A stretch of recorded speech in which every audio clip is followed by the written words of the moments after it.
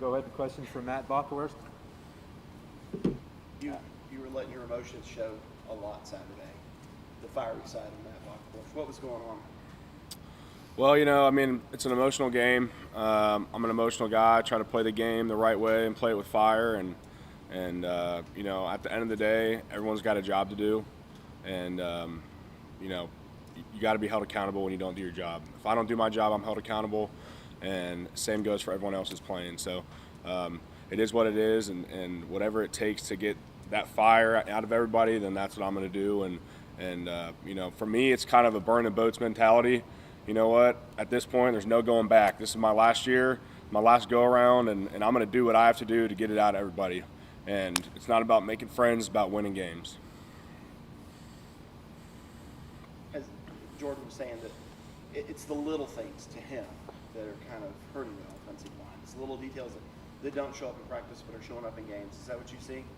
Yeah, I think there's a number of things you could point to. I think that there's also a lot of good things that happen. I think that this group, this offensive line, but this offense in general grew up a lot on Saturday because we weren't able to do what we wanted to do. And we had to go put our hand on the ground and win the game the old-fashioned way. And I know everyone's disappointed because it wasn't flashy or sexy or whatever everyone else wants it to be, but at the end of the day, we did what we had to do to win. And obviously Marcus Tate's in there as a true freshman. He's a young guy. He's got a lot to learn. He's going to be a very good player. And you know what? I'm not sure many other true freshmen could do what he's doing regardless of mistakes that he's making. So I'm going to take the guys that we have, and we're going to play the rest of the season and give it everything we have, and we're going to fix the things that need to be corrected. But other than that, I'm not too worried. And in terms of the vocal sort of intangible on this offense, I guess, the leadership part, is this one of the quieter groups that you have been around since you have been here? I'm not really sure. I don't know.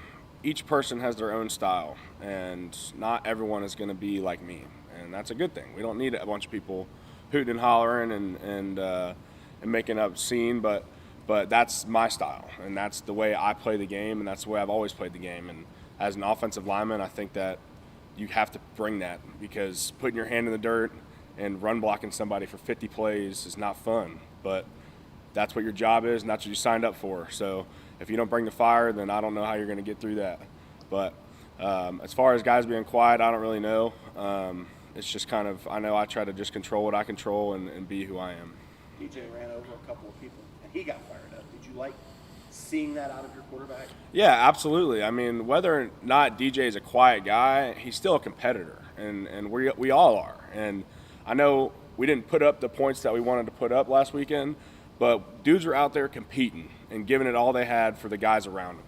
And at that point, that's all we need, and that's all we have. So, you know what? I was very happy to see DJ get into it and show that emotion, because, like I said, football is an emotional game.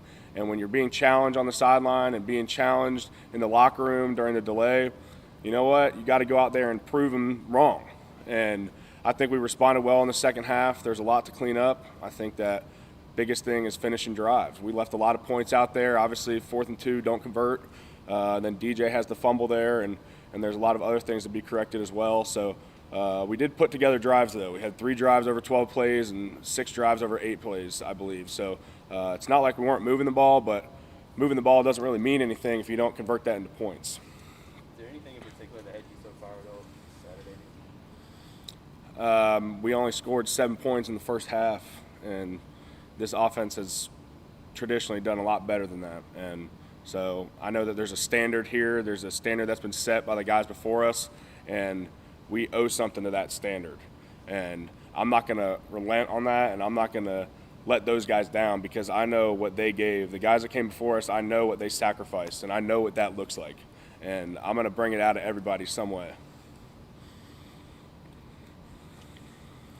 As a team leader, is it something where you say something today before the start of practice? Do you say something on Sunday? Do you or do you just let the coaches handle it from this point on? I think that there's a time and place for everything. I think obviously during the game, bullets are flying. You don't really know truly what has gone on until you get the chance to watch the tape. And it's funny because a lot of people have opinions on things, but they don't really look at the tape. They just have an emotional reaction about what they perceive to be what happened during the play. But on Sunday, we take the chance to look at the tape to correct the things that need to be corrected, and come back in here on Monday and evaluate that, and then we close the book and move forward. And I'll tell you, if you look at the tape, it's really not that bad. But I think everyone's got this preconceived notion that it's just the offense is falling apart, that Coach Elliott needs to go, and DJ isn't this and isn't that, and those things are wrong. And we know that here, and we just have to keep doing what we need to do and continuing to improve, and we'll be just fine. What frustrates you more, Matt, the execution issues or this narrative, or the narrative that you seem to be fired up about? The narrative is going to be what it is. I'm an offensive lineman, and offensive linemen eat criticism for breakfast. I'm not really worried about the criticism. We here in this facility, we're inside out, and everything else is noise. But at the end of the day, we're here to get an education and win football games. And we're winning, yes, but we're cutting it close. And there's a standard, like I said, that has been set and needs to be met. So when we come and talk about execution, football, it's a game of execution. The scheme can only take you so far. And so we need to finish drives. We need to get all on the same page, get all the young guys on the same page, make sure the receivers are getting the signals, everything, all the little details it takes to be successful as an offense. That's what we need to improve. DJ is obviously taking probably the majority of the criticism. What would you tell the people who are criticizing him that don't see him behind the scenes? First off, we're all human, DJ included, so that's the biggest thing, and nobody's immune from mistakes. But, that kid comes in here and works as hard as anybody else, and his dedication and commitment and drive are unmatched. And I know that they see maybe a missed throw, or I know that there's throws from Saturday that DJ wants back, but DJ's improving, and DJ is a proven leader, and we have faith in DJ. I'll ride with 5 until it's over. I don't care. And so, you know what? If he's not doing as well as I think he should, then so be it. But I know that myself and the other guys around him, we've got the confidence in the world in him. What is a fair criticism? Is it just that y'all aren't playing to the standard like you just said? That's a great question. I don't really know. Like I said, we're here to win football games, and that's what I'm going to continue to try to do. Matt, you guys are probably going to see that same kind of defense again moving forward. Is there anything you can kind of take away from that game you feel like you can do differently to kind of get in that same situation? Well, if the rest of the ACC wants to come out and play an odd front with 2 cloud coverage, then let's spot the ball and play, because we're ready for it. Is that just running it down the throats? Is that what you have to do? Hey, we did it all day on Saturday, and we'll do it again, so buckle it up tight.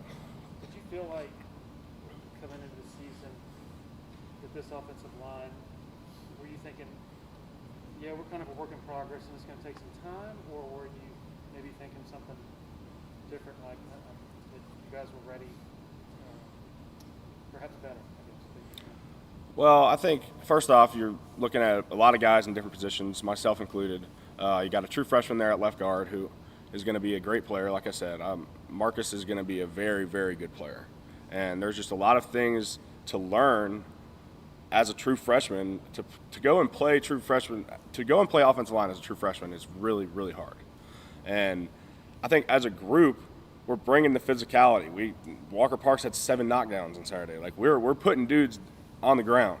But there's communication aspects and various details that are the difference between losing drives and not converting and scoring touchdowns on every drive. And so whatever that is, we need to figure that out. But I think that we're just fine. Like I said, I'm taking the guys we have, and we're going. So I'm not worried, and we're going to come in here on Monday and have a great Monday. And we're going to have a great week, play the game this weekend, and next Monday we're going to do the same thing. We're going to come in here and work hard because that's what we're here to do, and that's what we signed up for. So I'm not worried.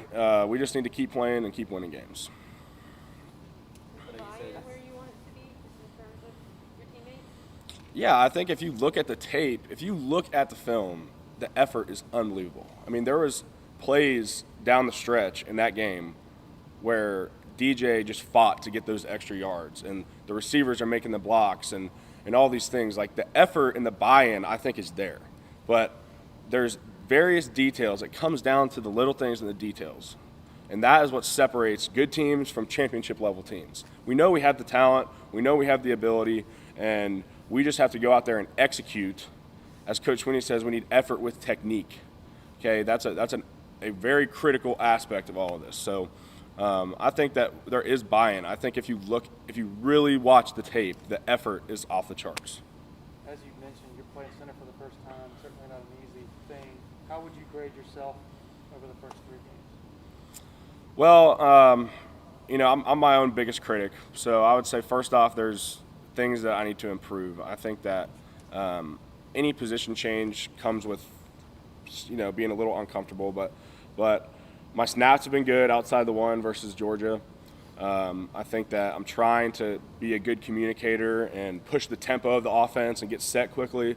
So I think there's a lot of good things and positive. Saturday I was challenged every single play with a head-up nose the whole game. Was I perfect? No.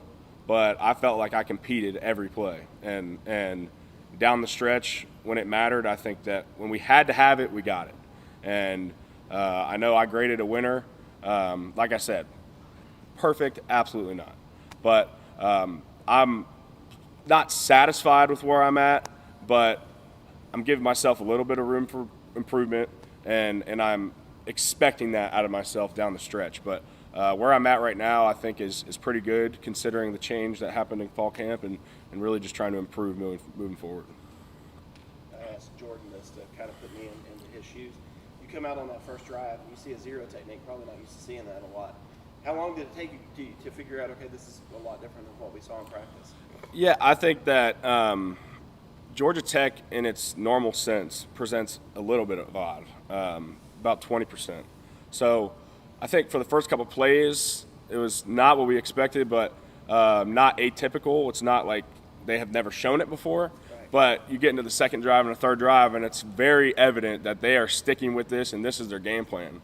And quickly we realized that they were just going to force us to run the ball the whole day and see if we could stick with it and do it. And like I said, sometimes you just got to put your hand in the dirt and grind it out the old school way. How do you feel like you guys are, I think all 5 played all the offensive snaps Saturday on the offensive line. How do you feel like, I know that was kind of an issue y'all talked about last year. How do you feel like y'all are all in right now physically? I think we're in a good spot. Obviously, last weekend, got a lot of young guys in there and took some snaps off the first group. Last year, I think also what contributed to that was that guys were actually hurt.